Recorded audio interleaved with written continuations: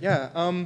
So I moved out here 5 years ago and actually came out for rowing as much as for architecture, and actually passed by this neighborhood. I moved to Mount Pleasant area and was riding back and forth to the rowing club in Richmond twice a day, every day, rain, sunshine, snow, on my bike.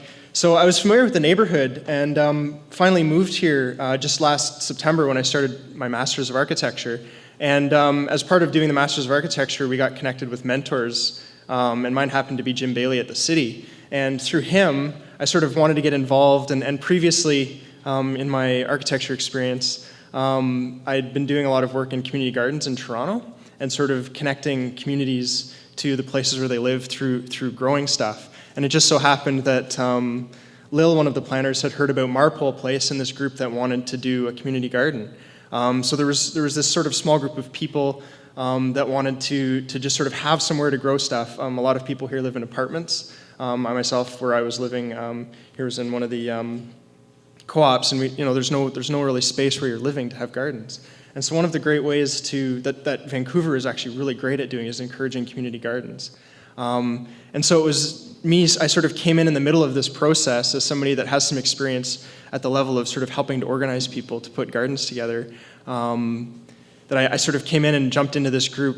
And this was started just before Christmas, or around Christmas of this year. And in a few short months, through together, we were asked to bring a little prop up. So this is actually a map of the front lawn of Marpole Place. So the little patio, and I don't know how many people are familiar, 70th and I think Hudson. And so there were some existing gardens here, and we actually sort of did a little gaming session. These are all little bits of garden. So we sat down, and there was about 5 or 6 of us, and we had meetings once every couple of weeks to talk about, how do we want to do the gardens, what do we want to grow, how are we going to organize it. And it's actually still a work in progress. So if anybody is interested in doing community gardens, look up Marpole Place, because there might still be some plots available, and definitely express your interest, because it's something great that's going on.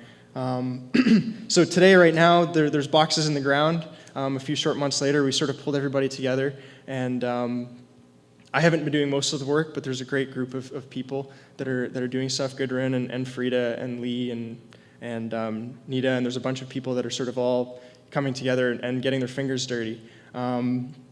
And we're working on doing accessible gardens, and so for people in wheelchairs that can't bend over as easy, that's something that's still in the works. So if you get a chance to drop by, you'll probably see it changing day to day, week to week, and see stuff growing.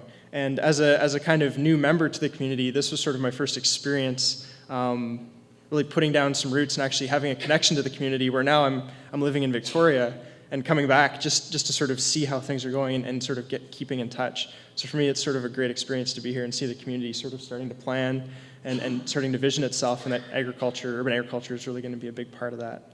That was pretty much all I have to say.